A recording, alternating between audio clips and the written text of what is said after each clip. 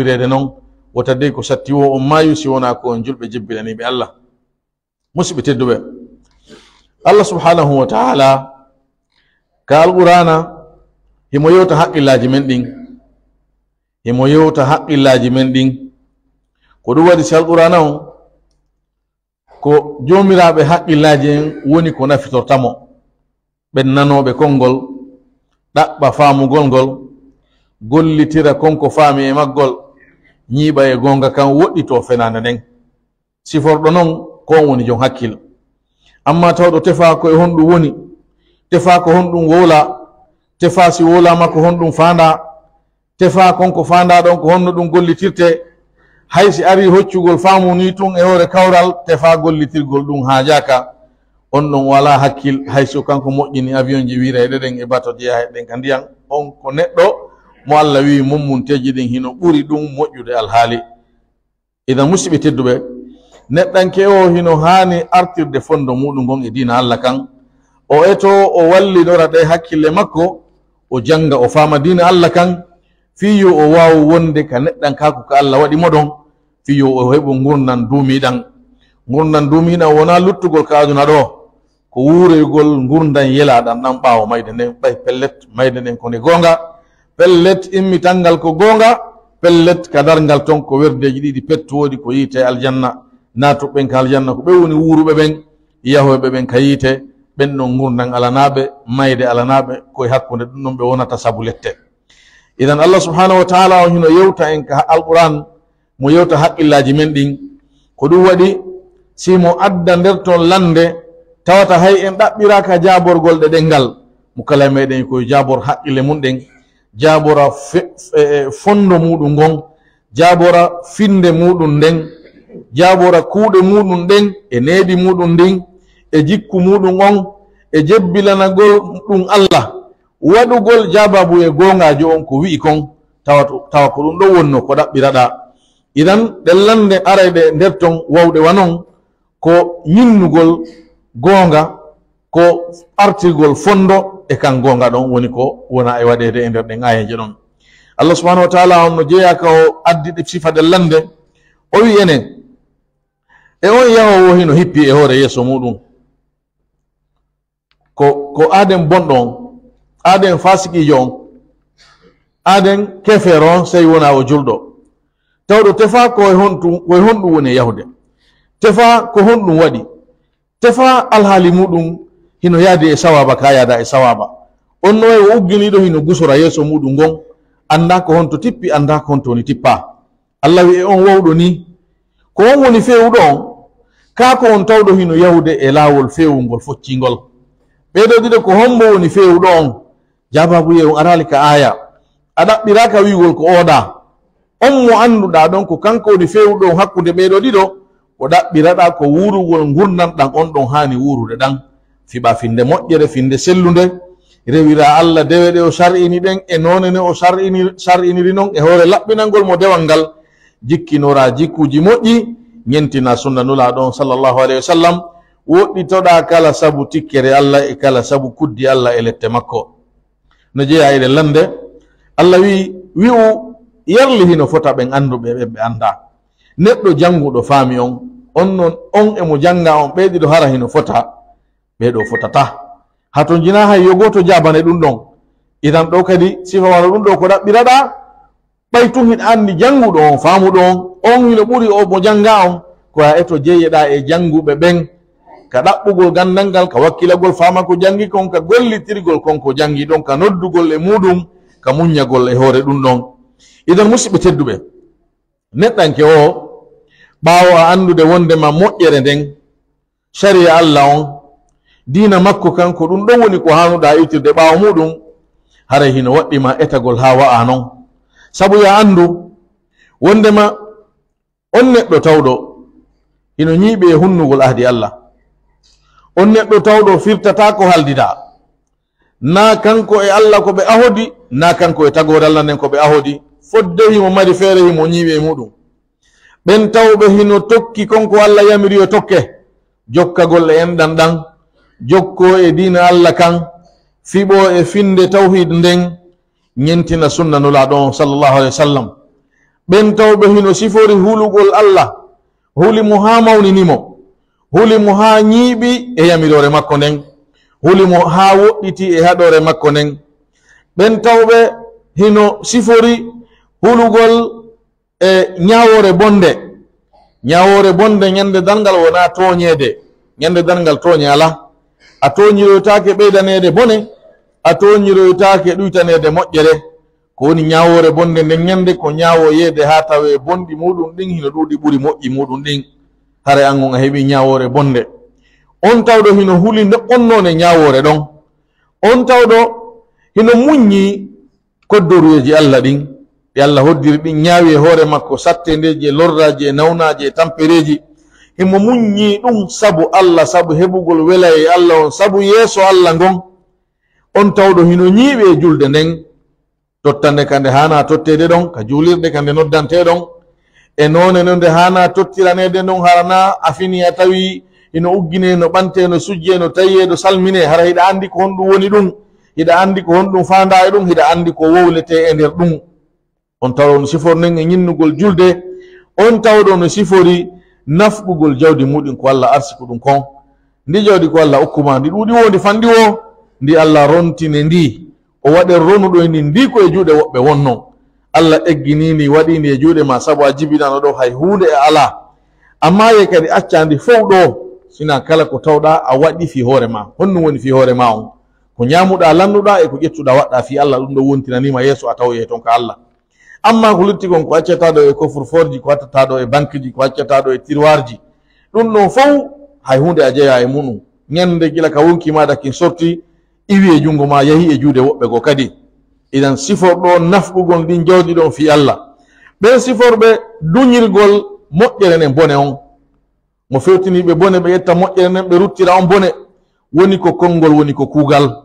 ɓen siforɓe ni ɗi alhaaliji ɗi janti ɗen ɗo, ɓeɗo ɓe wawata fotude, nanda, yerodira, heɓa teddungal gotal, heɓa ñawore wotere, heɓa werde wotere ka Allah. kamɓe e homɓe, kamɓe e ɓen tawɓe no sifori firtugol ahdi. ahdiji no hakkundeji meɗen, no hakkundeji meɗen e Allah. an e Allah hiɗon ahodi a wotinɗinaymo, rewamo kanko tun, ñiiɓa e sharia makko on, kanko woni jomirawo maɗa on. an e Allah ɗon ahodi ɗum, hunnu firtugol ɗum ko tana ko malkisal. hiɗa ahodi e tagore Allah nden, ahdiji no hakkudeji meɗen no woodi ko halduɗen. woni ko enen wuruduɓe nokku gotum, woni ko angeɓe wuruɓe nokku go, hiɗa nokku go no woodi convention ji, contrat ji ɗi mari daɗa, haldigalji. woni ko hakkunde meɗen enen laamaɓe ɓen e laamiɓe en ɓen, no woodi ko halduɗen. ɓen hakkundeji meɗen no ton ko waɗɗi ɓe waɗa gollen, no ton ko waɗɗi en waɗa ngol ɓe. mo be e meɗen enen o kamɓe o no andi ko waɗɗi ɗum telen ma oya. idan ɓen siforɓe firtugol ɗin ahdiji muɗum ɓaawo nde ɓe ahodede ɗin. ɓen siforɓe taƴugol konko Allah yamiri yo tokke, liɓugol dina ɓoro ɗum accita fi ɗum, wallina sunna, haaju mum ala e tawhid, haaju mum ala e jokkere enɗan, jikku moƴƴo tefa, jawdi ko ndi o hendaki o ndi harmandimo, ndi o hendi o no harmi. on siforɗo taƴugol ko Allah yamiri koyo tokke moƴƴere nden, moƴƴere koyo tokke koye jogodir. kala ka yedduɗa Allah haray a taƴi ko Allah subhanahu wa ta'ala on yamirno yo tokke. tokkugol ko Allah yamiri yo tokke no feƴƴi tokkugol enɗan. tokkugol enɗan ko geɓal jeyangal e muɗum, kono wona ɗum tu wiyete tokkugol ko Allah yamiri koye tokke. on siforɗo taƴugol ɗum, on siforɗo bonnugol ka leydi. na konngol makko battinta ko moƴƴi, na kuuɗe makko battinta ko moƴƴi.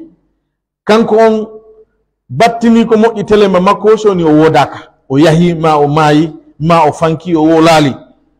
neɗɗo siforini haray alhaali makko no hulɓini, o woni bonnowo e hor leydi Allah nin. ɓe jantaɓe ɗi sifaji sakkitori ɗo, ɓeɗo wawata fotude, ɓe wawata nandude e ɓe sifaji muɗum way waɗi sifaji moƴƴi ɗi ati ɗen jantade. amma aranɓe ɓen, honɓe fanɗen aranɓe siforɓe sifaji moƴƴi ɗi ati ɗen jantagol ɗin, ɓen no wodani ɓe battane moƴƴo, no wodani ɓe galleji yelaɗi ɗin ñande dargal ɗum ko aljannaji towɗi ɗi canɗi hino ila sengol e muɗum. amma sakkitaɓe jantede ɓen ko kuddi woni ko wodani ɓe, ɓen ko galle bonɗe woni ko wodani ɓe. aduna ɗo wo ñande dargal, ka aduna ɗo haysi kamɓe jogi jawle ɗen, hayso kamɓe jogi laamu ngun, ɓe wure gurnam ɓittiɗan ɓe wuttinta ka wonkiji maɓɓe ɓe deƴata hiɓe huli tun hiɓe maapi hay ndiyan riggi ɓe sikke ko naɓata wonkikin ari si memminike ko fanɗi wo ɓe sikke ko ha hande nun ñande dargal kan ko wiyete moƴƴere ko wiyete yurmede ko wiyete nema ɗum kosi ɓe nanoyi ɗum hino wodani woɓɓe amma kamɓe on ko ay urateri aljanna ndin heɓataɓe nulaɗo no maki sa sallam urateri aljanna ndin no heɓora ka yarete duuɓi 90 mo siforiɗi sifaji bonɗi ɗo ɓorike diina hunnata ahdi hajumum ala e tawhid hajumum ala e sunna woni tun bandi rebel e hoore leydi Allah ndin ino waɗɗoɗi Allah harmini no woɗito ko Allah yamiri on ɗon ko kuddi wodanimo ko battane bonɗo ko galle bonɗe wodanimo aduna ɗo e ñande dargal aqulu qawli hada wastaghfirullaha li wa lakum wa lisa'il muslimina min kulli dhanbin wa khati'a fastaghfiruhu innahu huwal ghafurur rahim.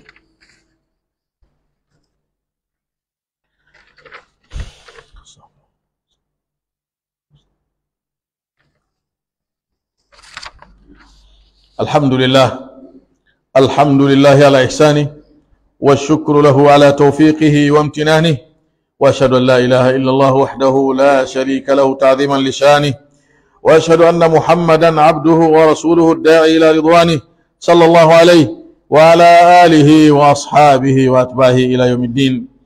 أما بعد فاتقوا الله عباد الله فتقوى الله خير وصية فهي وصية الله للأولين والآخرين. قال تعالى ولقد وصينا الذين أوتوا الكتاب من قبلكم وإياكم أن اتقوا الله. يتي الله سبحانه وتعالى إذن جرنا مكانكو الله weltanomo ido nemaji makko iɗen seedo ko kanko tun Allah woni ko hana rewede ka gonga iɗen seedo Muhammad sallallahu alaihi wasallam ko jiyaɗo Allah nulaɗo makko ɗen torale juule maɓɓe juula ɓengure maɓɓe nen fo e sahaba e maɓɓe en fo yo Allah juule kala wittirɗo ɓawo maɓɓe ñentini sunna maɓɓe on jokki batteji maɓɓe ɗin ila yawmiddin allahumma amin. Musidɓe tedduɓe Allah subhanahu wa ta'ala on kanko tagi tagore nen fo o tagi kala ko faala e nder konko tagi ɗon o suɓo hen kadi kala ko faala o okka ɗum ɓural ɓeyditingal e teddungal ɓeyditingal ɗum hino wona e nokkeli ɗin hino wona e sayiji ɗin hino wona e yimɓe ɓen hino wona e malaika ɓen kanko Allah o waɗa kala ko faala o landatake fiyon ɗum o waɗani si o acci waɗugol o landatake fiyon ɗum o accani ko o waɗi kon wiyatake yo darte ɗum wiyatake yo wurte ɗum wiyatake yo wayle ko o waɗali kon kadi o sali kon yo laato wawɗo wiide ɗum waɗay ala wi o mo fihon ɗum haɗi ɗum waɗa ala idan kanko Allah o waɗay ko faala mahagol e ɗum siforgol mo noon kanko Allah o tagi lebbi 12 o tagi lebbi ɗin o waɗiri lebbi 12 e nder ɗi 12 o ƴetti ɗon ɗi nayi e majji o okki ɗi ɓural ɓeyditingal o waɗiri ko e lebbi hurum. Allah wi inna iddata shuhuri inda Allahi 12 shahran fi kitabillah yawma khalaqa as-samawati wal ard منها 4 حرم ذلك الدين القيم فلا تظلموا فيهن أنفسكم. الله لمور اللب دين كالله كو سابو ديدي كدفتر مكو ñande o taguno kammuli ɗin e leydi ndin ko lebbi 12 woni ko tagi e nder ɗin ɗon o wi nayi hino e majji ɗin ko ɗi lebbi hurum lebbi okkaɗi horma lebbi okkaɗi ɓeydanaɗi mirin okkaɗi teddungal okkaɗi ɓural e hoore lebbi hedditiɗɗin. Allah wi ñinnugol horma majji on ɗum ko ɗum woni diina fewuka kan diina ñiiɓuka kan hiwugol horma ɗi nayi woɗɗito ko hana woɗɗitede kon siforano hani siforde non o wi ko ɗum woni diina fewuka ñiiɓuka kan o wi wota on toñude e majji wonkiji moɗon ko ɗum woni wota on faggito ko tikkinta Allah e moɗon e majji wota on faggito e nder ɗin lebbi nayi ko okkata on bakkatu sabu bakkatu fewndo ɗin ɗon hino mawni ɓuri bakkatu hara wona e fewndo majji. ɗin lebbi nayi ko lewru rajibi ndundu fewndiɗen ɗo e muɗum kañum e lewru sabbordu donkin e jombente ɗiɗo lebbi nayi Allah subhanahu wa ta'ala no wi ɗiɗo ko lebbi horum o wi en wota en toñu hoore meɗen e majji neɗɗo noon kala ko o faggiti e yeddugol Allah woni ko accugol ko yamira woni ko waɗugol ko haɗa haray o toñi e hoore makko sayi nde o waɗi ɗum wo nokku nde o waɗi ɗum wo bakkatu noon no mawna sabu nokku ka o waɗa ɗon bakkatu no mawna sabu sayi ka nde o waɗa ɗon mo yeddi Allah e nder ɗi lebbi hurum bakkatu on hino mawni ɓuri so tawi no wona e nder ɗi lebbi ɗon wano woni noon mo yeddi Allah e len leydi makka ndin saare makka nden haray bakkatu muɗum hino mawni ɓuri so tawi wonano e on nokku ɗon. idan musidɓe tedduɓe, haray no waɗɗi en mawningol ko Allah mawnini kon, mawningol ko Allah mawnini kon ɗum ko hokkay ɗum kulol ɓerde, ɗum koye kulol Allah jeeya. Allah wi dhalika wa man yu'azzim sha'ira Allahi fa innaha min taqwa alqulub. o wi nokkugo dhalika wa man yu'azzim hurumati Allahi fa huwa khayrun lahu inda rabbih. mawningol ko Allah mawnini kon, mandeji dina makko kan, ɗum ko e mawning ɗum ko e mawningol ɗum ko e kulol koko hokkata kulol Allah ɗum jeeya. ɗum no wona sabu neɗɗo on heɓa kulol Allah. mawningol ko Allah mawnini kon ɗum ko ɗoni ko moƴƴani neɗɗanke on ka jeyɗo mo on. haray noon hunde fof kadi hino mari keerol. ko wiyeteɗa ya mawnin ko ya mawnin yeru no sariya on yamiriri noon kadi. haray ndu lewru ndu fewniɗen ɗo naam ko lewru hurum, kono noon nayo neɗɗo on kadi yawtu keerol faggito bidaji e mayru. neɗɗo no yamira rewgol Allah e sayiji ɗin fof e lebbi ɗin fof yeru feere makko nden. si ɗi lebbi hurum fewndike ya ɓeydu dewal wona ella, yani ya ɓeydu wakkilare nden. sabu si bakkatu on mawni sabu mawnugol sayi on, baraji ɗin kadi ko mawnayɗi sabu mawnugol sayi on. haray ɗa ɗaɓɓira ɓeydugol dewe ɗe wonnoɗa e muɗum. ko woni tun ko ya woɗɗito sincugol dewal fii ko lewru kaariru fewndiɗa. haray lewru rajibi ndun no anda hadiseje konguɗi ɗuɗuɗi no sinca baka e nulaɗo sa sallam e hoore fenande, hay hunde tabita e maɓɓe. kalmo koɓe hadis ɓen ɓe wi hadis hay goto jolali, hay hadis goto sellali waɗanɗo baraji toɗɗaɗi ɓeyditiɗi ma dewal toɗɗangal fi lewru rajibi ndun. ko ɗuuɗi noon no wallina e ɗum.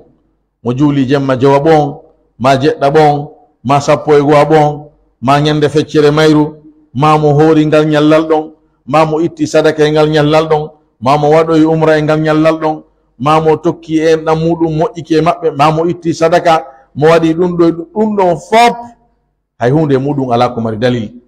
rewir noon Allah kala ko falaɗa kon tun hara koko sar'ina kon, kon tun wota sincu hay e hunde fi ko rajibi, ta sincu hay e hunde fi ko rajibi. kala ko wonɗa rewirde Allah harana rajibi rewirde Allah ino selli so tawi koko selli wonnoɗa e waɗude, so tawi koye sunna wonɗa. kala kadi dewal ngal falaɗa fuɗɗagol awa fewndo ɗo, masalan a wowana fugol jemma ene ele a tawi ya hulu Allah, Allah ɗo hokkuma cellal no jonnutuma hoore maɗa, ɗa wawi ɗanagol ha lutta leer goto e subaka on immo heɓa yeeso ko darɗe tati ma darɗe joyi, a falama fuɗɗagol ɗum ɗo na ella ɗa wawi fuɗɗade. ko on tun nayo taw ko sabu rajibi wonɗa e waɗirde, sabu na rajibi rewete ko joma rajibi rewete ɗum ko Allah subhanahu wa ta'ala. rewgol Allah noon ko woɗɗitagol bida, rewiramo ko sarɗini kon ko joli kon e nulaɗo sallallahu alaihi wasallam laɓɓinanamo dewal ngal. hare musidɓe tedduɓe, woɗɗitoɗen bakkatuji ɗin jani majji e fanɗuɗi majji, woɗɗitoɗen e fitinaji ɗin ka wonkiji, fitinaji ɗin ka jawle, fitinaji ɗin ka ndimuji. woɗɗitoɗen hulen Allah, mawninen ko Allah mawnini fi mum kon, ko ɗum woni moƴƴere meɗen nden, ko ɗum woni ko hokkata en kulol Allah. nden taw Allah subhanahu wa ta'ala waɗi en jiyaɓe makko huluɓe mo e hoore gonga, huluɓe mo e kene e gundo, wotinɗinɓe mo ɓe o yafoto bakkateji muɗum, o jaɓanta dewe muɗum, o pooɗa balɗe meɗen, o moƴƴinana en battaneji meɗen. allahumma salli ala muhammadin wa ala ali muhammad kama sallaita ala ibrahima wa ala ali ibrahima innaka hamidum majid, wa barik ala muhammadin wa ala ali muhammad كما باركت على إبراهيم وعلى آل إبراهيم إنك حميد مجيد. وارض اللهم عن الخلفاء الراشدين وعن جميع الآل والصحب الكرام وعنا معهم بمنك وعفوك ورحمتك يا أرحم الراحمين. اللهم أعز الإسلام والمسلمين، اللهم أعز الإسلام والمسلمين وأذل الشرك والمشركين ودمر أعداء الدين وانصر عبادك الموحدين. اللهم آمنا في أوطاننا وأصلح ولاة أمورنا واجعل بلدنا هذا آمنا مطمئنا رخاء سخاء وسائر بلاد المسلمين. اللهم من أراد بنا أو ببلادنا أو بأموالنا وأهالينا سوءا فأشغله في نفسه، اللهم أشغله في نفسه. اللهم من أراد بنا مكرا أو خديعة فأشغله في نفسه واجعل كيده في نحره، واجعل تدميره يا سميع الدعاء، واجعل تدميره في تدبيره يا قوي يا عزيز يا جبار يا رب العالمين. اللهم إنا نسألك الهدى والتقى والعفاف والغنى، ونسألك الدرجات العلى من الجنة. اللهم تقبل توبتنا، واغسل حوبتنا، وأجب دعوتنا، وثبت حجتنا، واسلل سخيمة صدورنا، واهد قلوبنا. ربنا تقبل منا إنك أنت السميع العليم، وتب علينا إنك أنت التواب الرحيم. واغفر لنا ولوالدينا ولجميع المسلمين، واغفر لنا ولوالدينا ولجميع المسلمين. اللهم اشف مرضانا، وارحم موتانا، وعاف مبتلانا، وانصرنا على من عادانا، ولا تجعل مصيبتنا في ديننا، ولا تجعل الدنيا أكبر همنا ولا مبلغ علمنا، ولا إلى النار مصيرنا، واجعل الجنة هي دارنا وقرارنا. ربنا تقبل منا إنك أنت السميع العليم، وتب علينا إنك أنت التواب الرحيم. لا إله إلا أنت سبحانك إنا كنا من الظالمين. عباد الله، إن الله يأمر بالعدل والإحسان وإيتاء ذي القربى، وينهى عن الفحشاء والمنكر والبغي، يعظكم لعلكم تذكرون. فاذكروا الله العظيم الجليل يذكركم، واشكروه على آلائه ونعمه يزدكم، ولذكر الله أكبر، والله يعلم ما تصنعون.